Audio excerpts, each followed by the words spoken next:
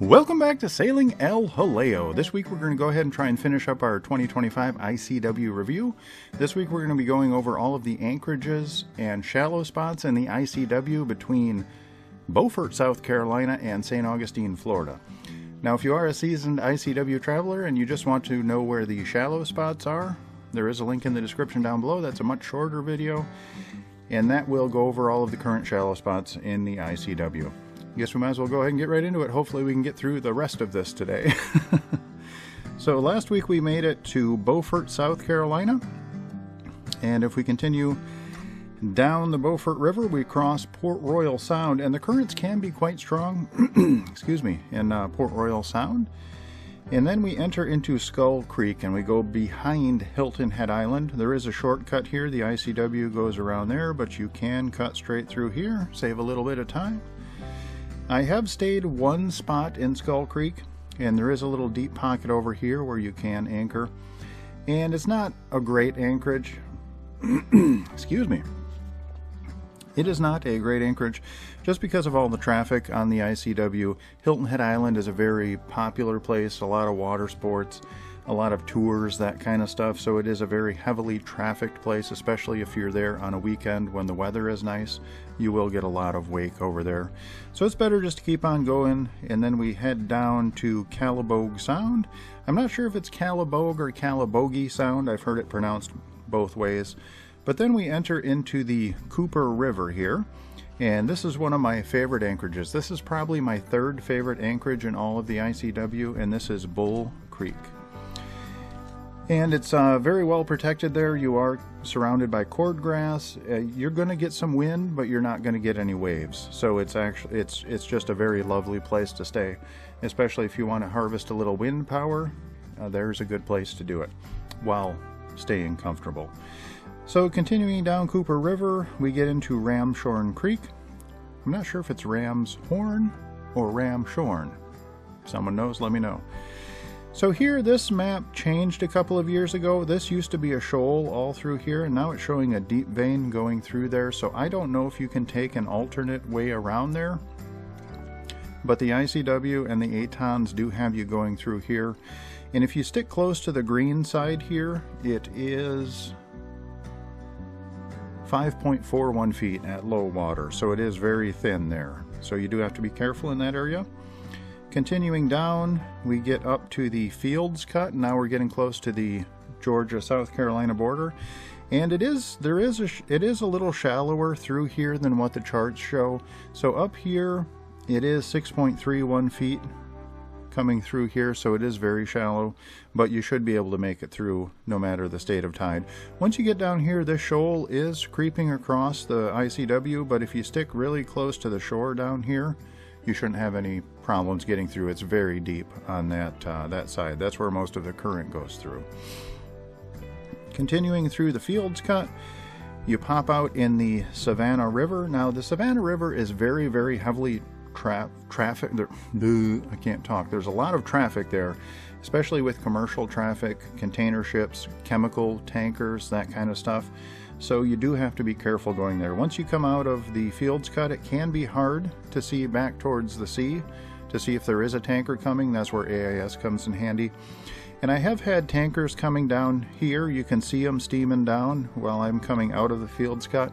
And I just call on the radio and ask whatever tanker it is what their ETA is to the Fields Cut, and they will know. So they'll tell you we'll be crossing the Fields Cut in 4 minutes.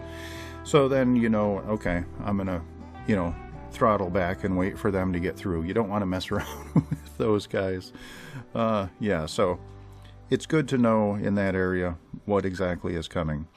So continuing through the ICW, we get over to Thunderbolt, and now we're in Georgia. The Savannah River is the divider between South Carolina and Georgia, and Thunderbolt, Georgia is absolute eye candy for sailors. You will see massive sailboats here. There is an inlet here that has no bridges between the ocean and Thunderbolt, so and Thunderbolt Marine is there, which they do complete refits of boats, like large boats, like they're a professional outfit there. And I've seen 160-foot sailboats up in there. I mean, it's absolutely wonderful. There's just eye candy everywhere. There is one, I think it's 120 foot. I believe the name of the boat is Aria. Has been there for a few years now, a sailboat, and they're from Wisconsin. So it's always kind of fun to go through there and see them there. I don't know if they'll be there in the fall. I kind of hope so, because, you know, like I said, it's fun to see boats from Wisconsin. You don't see many of them. So continuing down the ICW, there is a large like marine aquarium over here, and so I have stayed here a few times. And now this is just off the ICW, and I wouldn't stay here, you know, it's just a quick overnighter. I wouldn't stay there for days because, again, there's a lot of traffic in the area. But if you come in late at night, drop the hook, get up the next morning and go, you're totally fine there.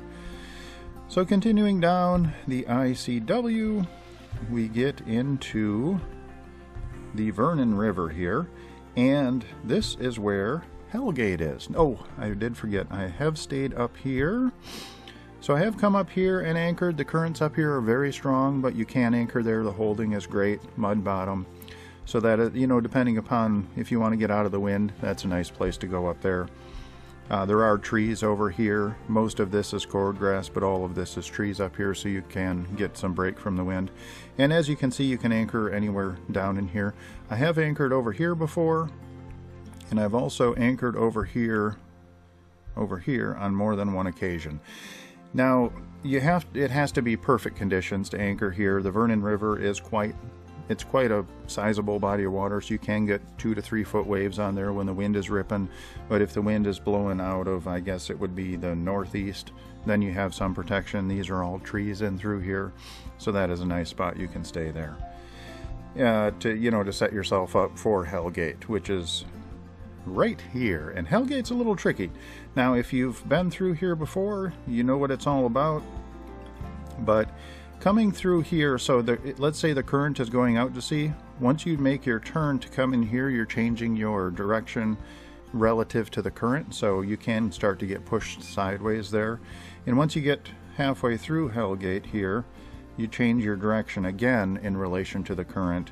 And then once you get out of Hellgate, you change your direction in relation to the current for a 4th time. So it's a very dynamic area through here. You really do have to trust your nav program, especially if you're in a slow moving boat like EJ and the current is running strong, because we actually, not every time depending upon the current, but there have been times where we've slid through Hellgate sideways. So at that point, when you're moving sideways and you realize it, you know, when your nav program is not matching what you're seeing with your eyes, trust your nav program in this particular situation when the current is that strong, because it will get you through. Now, it is shallow here, and it's a very, very narrow channel. This year when I went through, I did see 6.31 feet at mean low water. So assuming you have a normal draft for the ICW is like 5.5. I think I have one of the deeper drafts for boats that try and go down the ICW. I'm guessing maybe 6 feet would be the absolute deepest draft that someone might have going down the ICW. That's just a guess. If you have a deeper draft and you've done this, let me know how much trouble you've run into over the years. But coming through here, it's very narrow. Again, I can't talk. Very narrow. You're getting pushed sideways, and it is a very shallow spot. So if this is your first time going through there, I wouldn't attempt to go through there when the tide is dropping and you're, say, within a couple of feet of mean low water. I wouldn't attempt it for my first time, but depending upon your experience, you know what you're doing. So you do you. That's it. This is one of the trickier spots in all of the ICW, with the caveat if the current is running strong. If it's not running strong, then it's no big deal at all. It's just when the current is ripping, it can be a problem. So anyways, continuing down the ICW, I have stayed up here, and I forget the name of this creek. What is it? Come on. Redbird Creek. So I have stayed up here. It's like a lot of anchorages in the area. It's just, you just pull off the ICW. Cord grass all around, so you've got good protection from waves, but you are exposed to the wind, which As I've said millions of times, doesn't bother us. We don't mind wind, but we just don't like waves. So there are spots all through here where you can anchor. I've never stayed over in this area, but continuing down the ICW, we make it into St. Catherine Sound. Now this one's actually quite a good, excuse me, quite a good sized sound, and we have actually stayed over here in Walberg Creek. Now up here you can make it through here, coming through if you stay on, let's see, what would it be, the east side of this caution marker, then you'll be perfectly fine. I came out through here and it was plenty deep, no problem at all, to get back into Redbird Creek. And this is St. Catherine's Island, which is a privately owned island by a what do you call it, like a conservation group owns it now, and they actually have wild lemurs on the island, so that's pretty cool. I spent 4 days this year with the drone looking to see if I could find lemurs, but I didn't see any. So continuing down, so the ICW actually comes through here, St. Catherine Sound, but you can get in both sides of this, no problem. Walberg Creek if you want to stay there. So continuing down the ICW, we go through this narrow spot here, and then this is Sapelo Sound. Now Sapelo Sound is quite large. You do want to cross that on a calm day. But there are a couple of spots to stay here in Wahoo River. Now this is one of the spots, this anchorage up here, let's get over there. This anchorage up here is absolutely wonderful. There's trees here. It's a nice break from the wind if the wind's coming from that direction. And the holding's great. It's narrow. You got cordgrass all around. You're not going to get any waves there. But unfortunately, technically, you're not supposed to anchor there. You're not supposed to anchor. I believe it's within 500 feet of an established shellfish harvesting ground, and this right here is a shellfish harvesting ground. I have stayed there before. A quick overnight. You're not supposed to.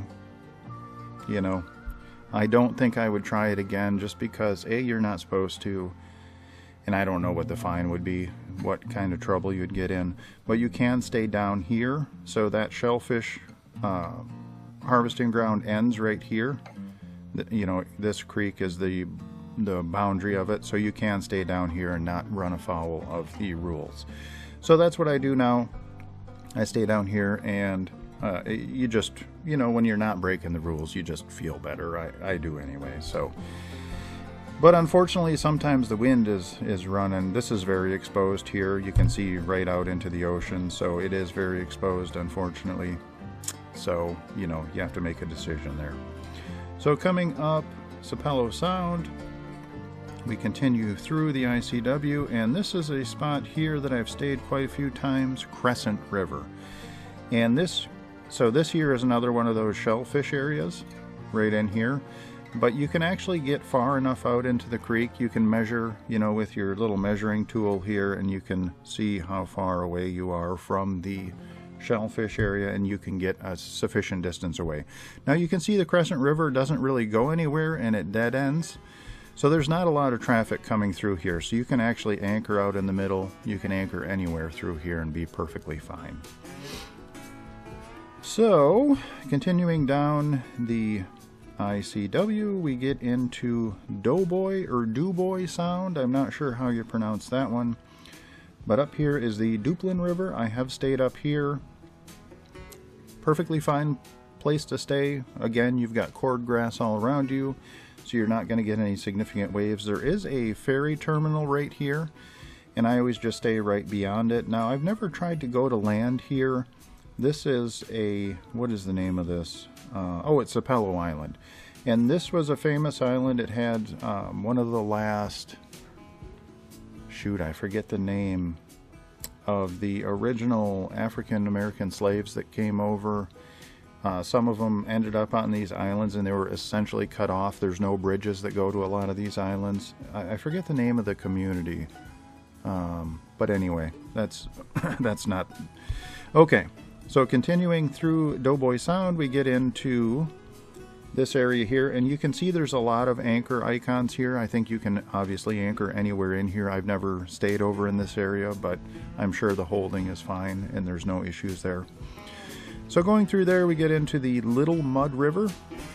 Now here it is shallow, so coming in to the Little Mud River, we've got 7 feet in through here, so nothing really to worry about. It is very shallow, and you want to stick to the outside curve here. Coming through there at low tide, it is only 5.5 feet deep, so that is definitely a spot to be concerned about. And then coming out of the Little Mud River, it is 6.3 feet, so should be able to get through there even at low tide. I don't think I would try to go through the Mud River at dead low tide. I would wait till you're a little bit on either side. But you could probably make it through, and I guess if you ran aground, you just have to wait for the tide, which I've had to do before. So, not there, but other places. So then you get into Altamaha Sound, which is pretty easy to get through, and then you come up here, and you head down the ICW, and now this is a side journey. So here, the ICW comes along this side here through the McKay River, and I peel off and I go into the Frederica River every year.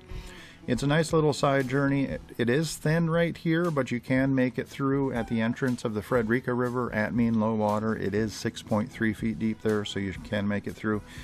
The Frederica River is wonderful. It's narrow, but it's plenty deep all of the way through. You don't have any issues. And it takes you down to Fort Frederica, which is a national monument. It's kind of a neat little place, and you can anchor right around here. I've stayed on both sides here of in the Frederica River, just depending upon which way the wind is blowing. And I usually stay there for a week every year. It's just kind of a neat little place.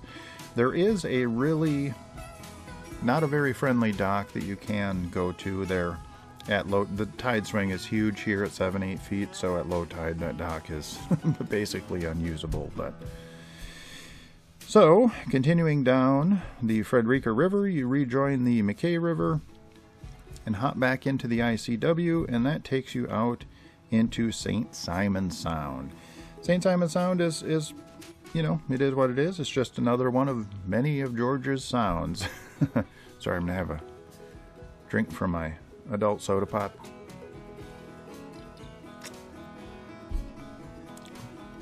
I'm not used to talking this much. My throat gets a little dry after a while. But anyway, continuing through St. Simon Sound, here you hop over into Jekyll Creek. So the ICW does veer off and go through Jekyll Creek, which goes behind Jekyll Island.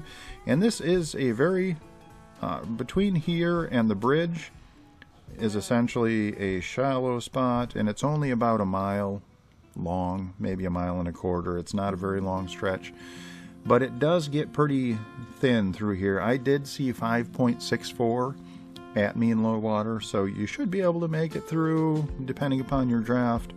But there again, every time you go through, you take a slightly different path. You know, you try and stay in the middle of the channel, especially at low tide, but you know, it would be conceivable that you might run aground there.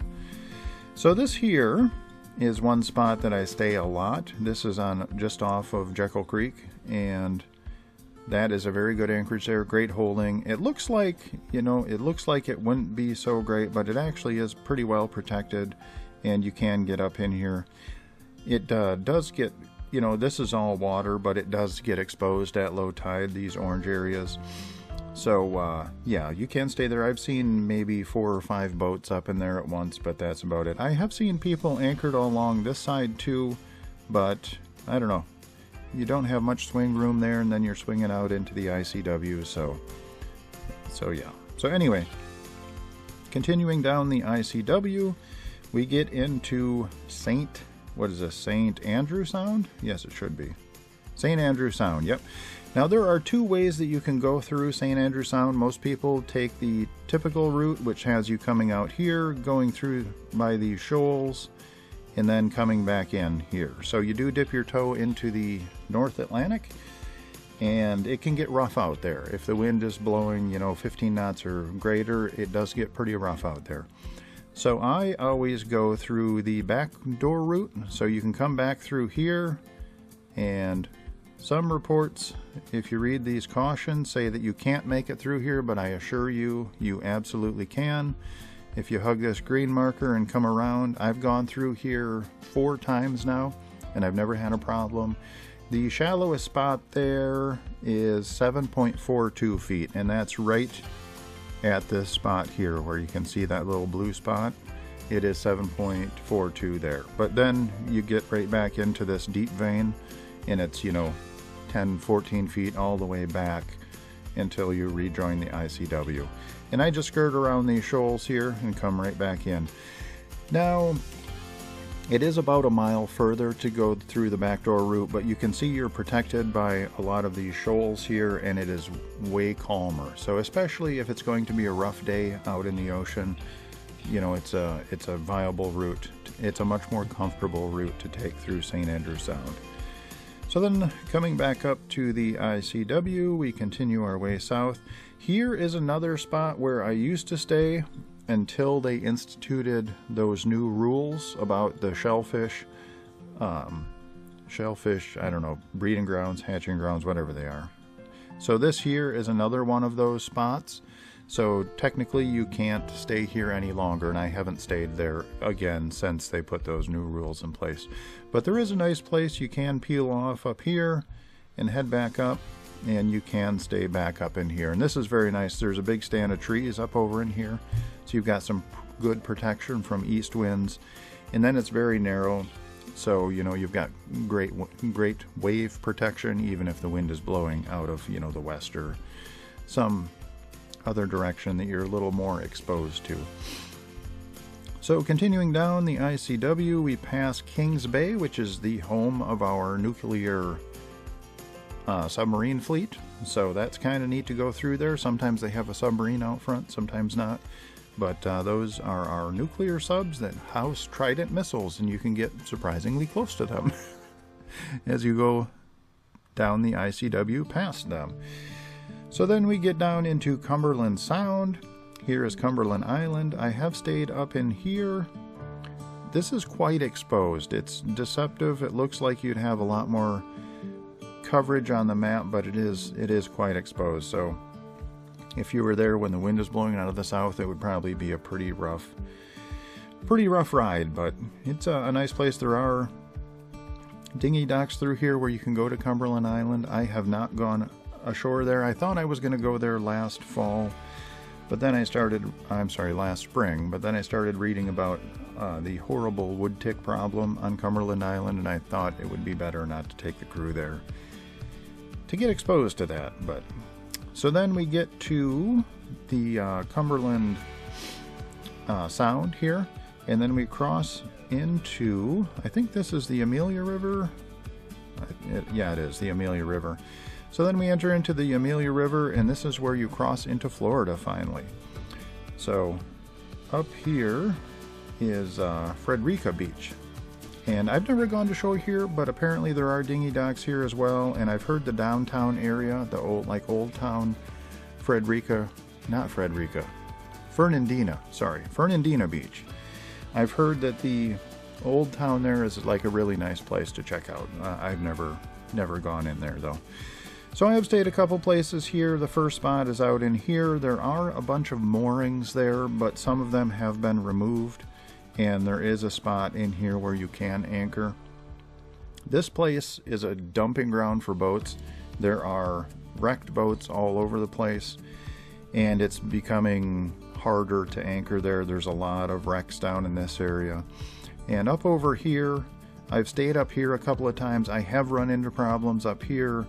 There are derelict boats up here as well, and the crab pots, I don't know, maybe it was just a weird crab pot, but I had a crab pot here that had like a 300-foot rope on it to the float, and when I reversed back and forth with the current, it wrapped around the boat each time, and it was kind of a pain in the ass to get untangled. So this is just a massive dumping ground up here. It's kind of a shame because it's neat. It's got a lot of plants here, like there's a pulp processing plant. I like that kind of stuff. You know, I've worked in industry most of my life, so I like industrial stuff, but unfortunately this place is getting abused by untoward boaters. But anyway, coming through here, normally, see, this is a little tricky. I normally come through right over here and then hop over to the shore here. It does show that it's deeper up through here, but I've never gone up there, so I always stick to the lower path there.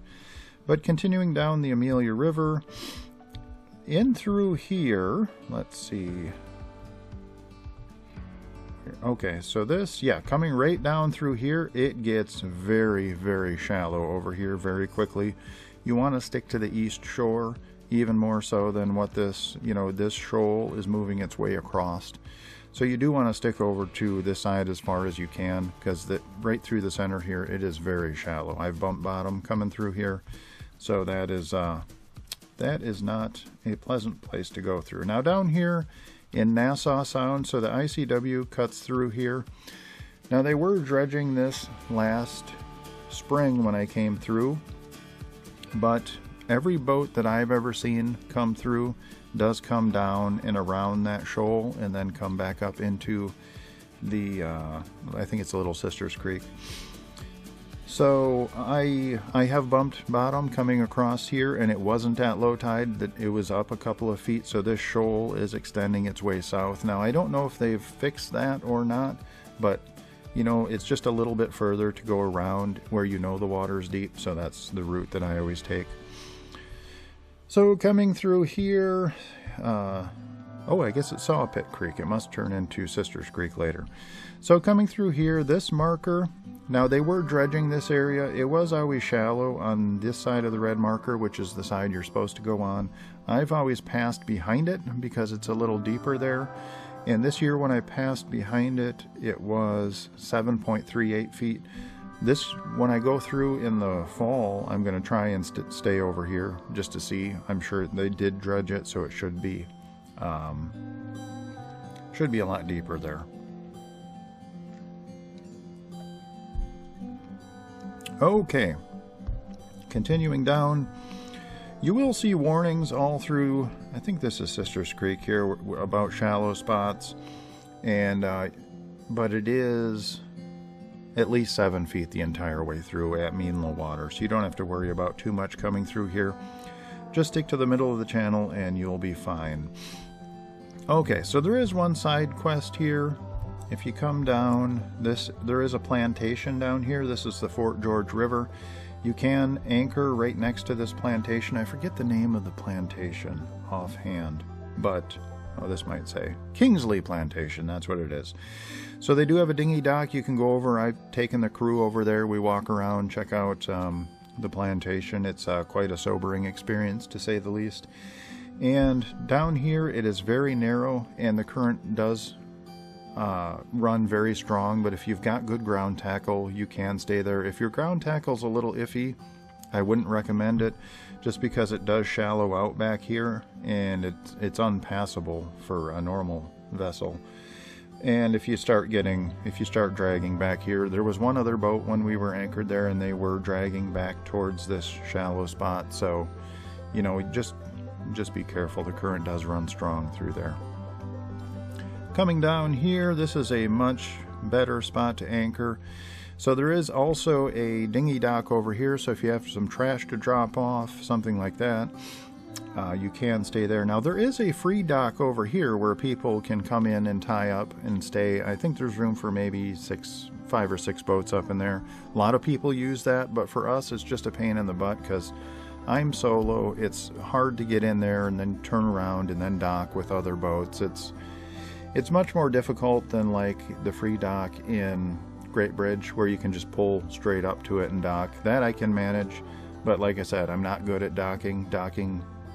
Even 5 years in, I don't like doing it just because I don't do it often. I only do it a couple of times a year for fuel and the free dock in Bainbridge. So docking for me is a challenge, but you can stay up there with the free docks. And over here is a dinghy dock, like I said, where you can dump trash and that kind of stuff. But up in here, I've seen boats all the way up in here Granted, they were cabin cruisers, so they probably didn't have as deep a draft as I've got, but there's plenty of room in through here to anchor. I've seen 5 or 6 boats up here. It's a good spot. There's not a ton of wake from boats going through here because it is a no-wake zone, so people do go through there at a very respectable rate of speed, most of them. So then coming across here, we head across and continue our journey south. Now this here, there is a spot here where I have stayed here probably 4 times. I believe I've stayed here. It's a little tricky in through here just because it's so deep and you don't have a lot of swing room, but it is doable. I usually let out 130 feet of chain here. I try and get up here where it's a little, actually up here where it's a little shallower. I try and get in this area here to anchor, and the reason why I will anchor there is because this here bridge, the Atlantic Beach Bridge, has the strongest current in the ICW that I've come across between Delaware City and St. Augustine. And I actually, when this current is running at full strength, EJ cannot motor against it. So sometimes we have to wait up here just to be able to get through the bridge. So it does run at about 4 knots at full strength. So, you know, I did try and go against it one time. I got underneath the bridge and we stopped. And when that happens to you, it's a very tricky situation. You have to handle it very delicately. Thank God it wasn't my first year boating when that happened. I'm like, all right, we're stopped. We're safe, you know. Now we just have to figure out how to get out of here. So we just let off the throttle very slowly and let the current push us back up into here. And we did have good control the entire time because I was still technically going through the water column, so I maintained good steering. And then once we got back here, then I turned around and then came back and anchored. So that's a tricky spot, especially if you have a slow moving boat. So continuing south, down here is a long stretch. This is neat. There are lots of, I think this is the Palm Valley. There are lots of very expensive homes through there. And then you come out into the Talamado River. Now I've seen a lot of people anchored up in here. I have never stayed up in there. I always go a little bit further down to the mile 769 anchorage. This one is not the best anchor. I can't talk. Not the best anchorage, but it is serviceable. There are a lot of trees over here, so you've got a lot of great protection from easterly winds, but it is right next to the ICW, so you do get some wake from big fishing vessels and stuff that come down through here. It is a nice place. There's beaches over here. I'll take the crew over there and we'll run around. It's very isolated. It's one of the last times where you'll feel like you're in the middle of nowhere in North Florida. So it's a nice anchorage. We do like staying there, but it does have, you know, you do catch some wake from passing boats. So going down, at this point you're only about 4 miles from St. Augustine. So coming into St. Augustine here, very, very strong currents through here. And, you know, we've stayed over here quite a few times, and this is great because Volano Beach is over here. Right over here is a dinghy dock, and there is a Publix grocery store, and a Publix liquor store just down the about 3/4 of a mile down from the dinghy dock, so it's very convenient for reprovisioning. They've got some other stores and restaurants there. So, and there is a marina there. It's not very well stocked. If you do need any parts, you can come over here into this marina. The First Mate Yacht Service, I bought a lot of stuff there. They can order anything you need and get it quick. And this is one spot where I do come for all my fuel. It is the Comanche Cove Marina. So I do come in here. This is their fuel dock here. Creep in slowly, and then you can pull right in and dock. So that's a pretty easy place to get into. At the entrance here, if you're coming in at close to low tide, stay on this side here. Down here I have grounded before. It is very shallow down here, and this is tricky because the current does run very strong through here. So if you're coming into Comanche Cove, I'm always going sideways when I'm sliding in. and then as soon as you get past, there's a little seawall here. As soon as you get past that seawall, then you have to snap back straight, because it does, the current does let off instantly once you get behind that seawall. So, little tricky entrance there in a slow-moving vessel. If you've got a speedy boat, then no problem at all. So this is a great spot to stay here for reprovisioning. We come up here usually every 2 or 3 weeks while we're staying down in Matanzas Inlet, just to get reprovisions up there. And they've got actually halfway's decent sushi at the Publix sushi bar, so I love sushi. It's my favorite food. So sometimes we'll do a sushi run, a 2-day sushi run. Out here, this shoal here is expanding out into the ICW. I've seen a lot of boats run aground here, so you do want to stick closer to the east shore and then come around here. And here is a bascule bridge, the Bridge of Lions. I believe that opens once, I think on the top of the hour. Yeah. Oh, top and bottom of the hour. So, and right over here is Castillo de San Marcos, a very, very cool Spanish fort from the 1600s. You can anchor over in this area, and I have done it, but you are exposed, especially if the wind's blowing out of like the northeast, you are exposed to winds coming off the ocean and slamming into you. So you can stay there, but you might want to pick where you anchor there kind of carefully. And down through here are all mooring fields, so you really can't anchor down through here. I have seen people anchored on this side, so that might be an option. But yeah, so that's St. Augustine there. If you continue down the ICW, you can go all the way down, and there is another bridge here, the Crescent Beach Bridge. That one opens on demand. They'll usually have the bridge open when you get there. If you contact them, they'll usually open it once you get, it's a quick opening bridge. Once you get in this area, they'll start to open it and you can cruise right through.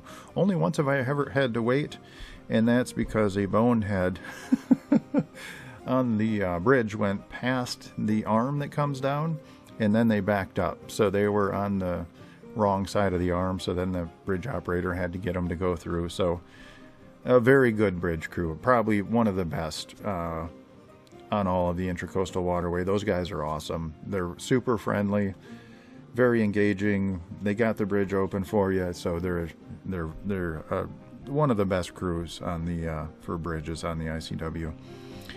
And then continuing down, we get to our stomping ground, which is the Matanzas Inlet. Now this was dredged a couple of years ago, but you do still have to stick over to this side here when you're coming in, and once you get in here, you can anchor anywhere up in here. There's room for probably 30 boats in here. It does get shallow over in here, so you do have to be a little careful. I've seen people run aground over here, but you can go all the way down. I have seen people run aground over here as well. So, but anywhere up in here you can anchor. Great holding. It's a coquina shell bottom, so the anchor always comes up clean, and the holding is great. So it's probably a 2.5 knot current through there when you do your tide transition. So it is a pretty stout current, but I've never ever had any problems with holding there. She sets immediately and then comes up clean, so it's a great spot. So this is where we hang out for almost the entire winter. There is Fort Matanzas right here. We usually anchor, I think it's right here. Yep, we usually anchor right in front of it because there is a no-wake zone. It starts right about here and then ends. So down here is the ranger station where they ferry people across to Fort Matanzas.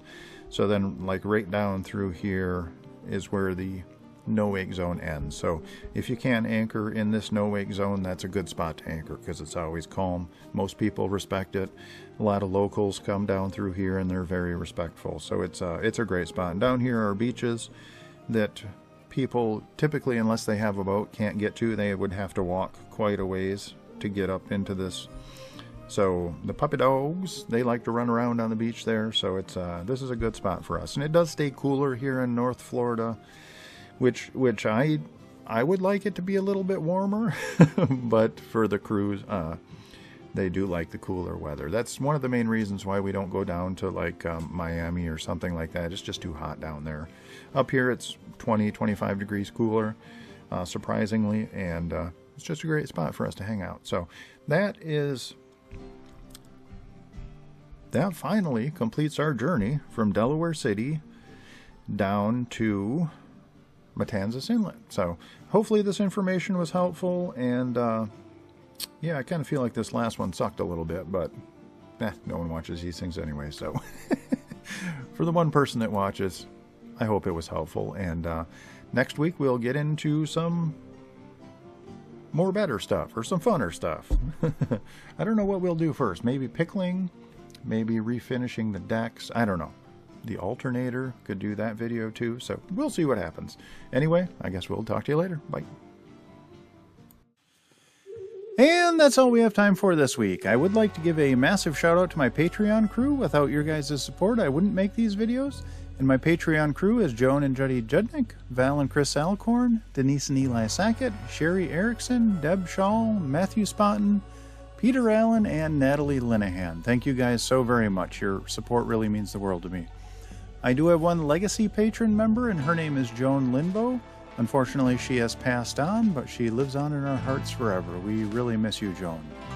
If you are interested in joining our Patreon crew, there is a link in the description down below, and that'll take you to our Patreon page where you can sign up. And there are hundreds, literally hundreds of extra videos and photos of our travels, and I try and keep everything there up to date and post at least once or twice a week, so it gives you a little peek behind the curtain.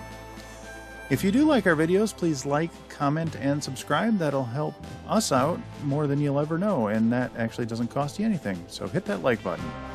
Alrighty, I hope you all are well, and we'll see you next week.